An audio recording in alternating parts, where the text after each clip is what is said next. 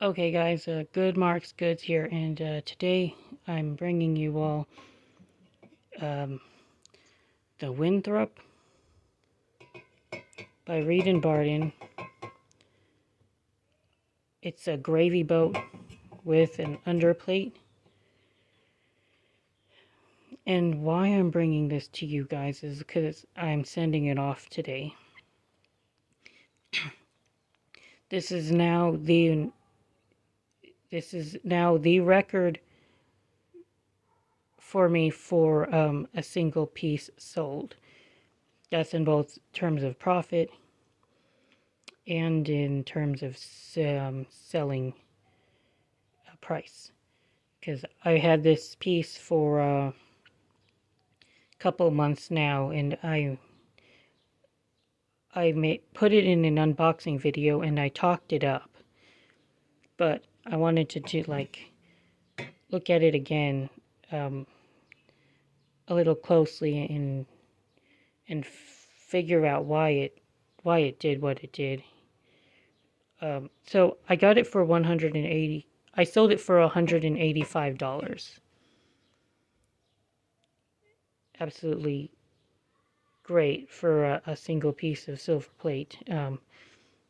They don't do this very often. Like, let me tell you this. They don't do this very often. Now, what? Why did it do this? I think that it mostly boils down to two factors in its favor. One was the pattern. The Winthrop is a popular pattern by Reed and Barton, but it also sells in sterling silver as well. So patterns in sterling silver that have a sterling silver counterpart appear to do better than ones that do not.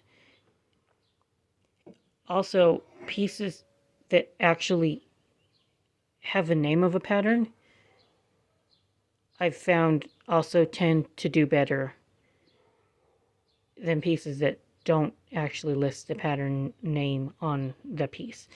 One, I think that a lot of the market for silver plate is based on nostalgia of the past.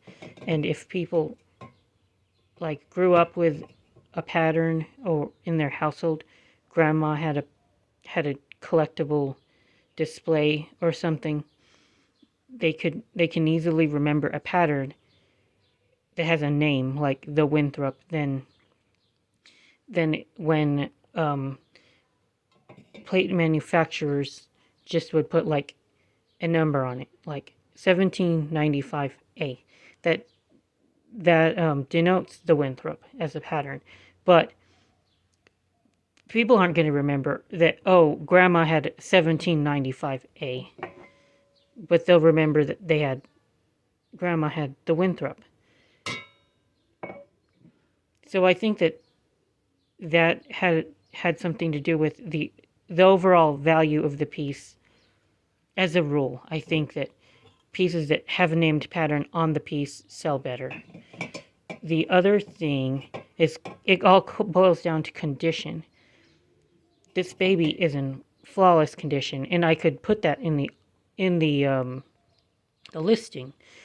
Normally, condition is like 80% of the value, guys.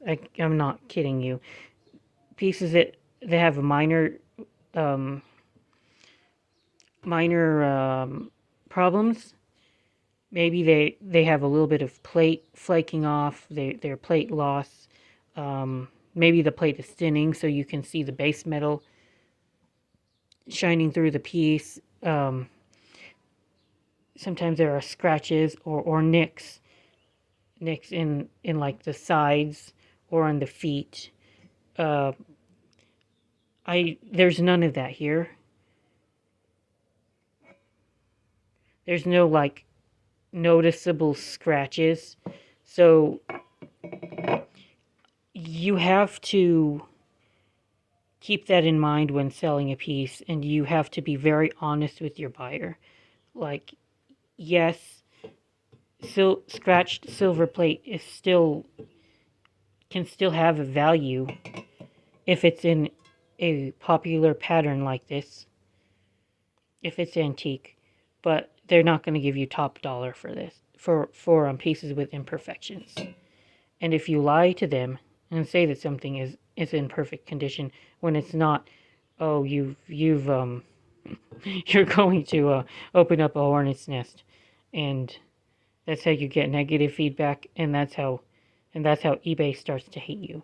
So yeah, I've been doing this for over a year and a half now. Oh no, actually 2 years. 2020. Yeah, about a year and a half. So, but I've never come across anything that sold like this uh, at this price range. I found pieces that have sold for 150, but they were much bigger, or they were like pickle casters, or a rare Oneida piece. I also went for 100. I sold I've sold some stuff comparatively expensive, but this is a new record for me. And I guess the last part of why it sold is that it's one of the more unusual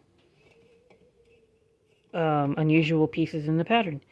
The gravy bowl with the underplate. They had plenty of teapots. They had plenty of yeah, mostly teapots I've seen on the market for the Winthrop.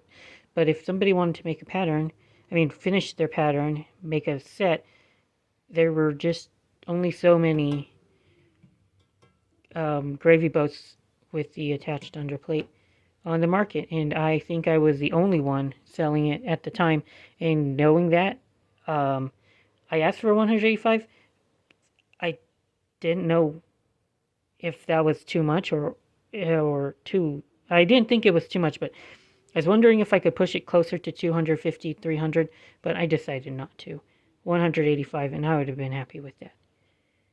I'm not trying to gouge people either, but I do realize that this was a rare piece that was in very good condition.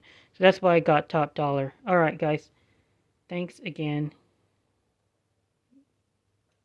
It's tarnished on the slight imperfections on the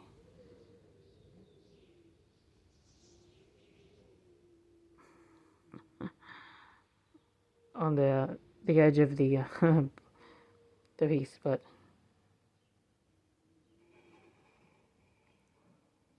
overall it's in fantastic condition. Alright, see you later, the Winthrop. Gotta ship you off to I believe Texas.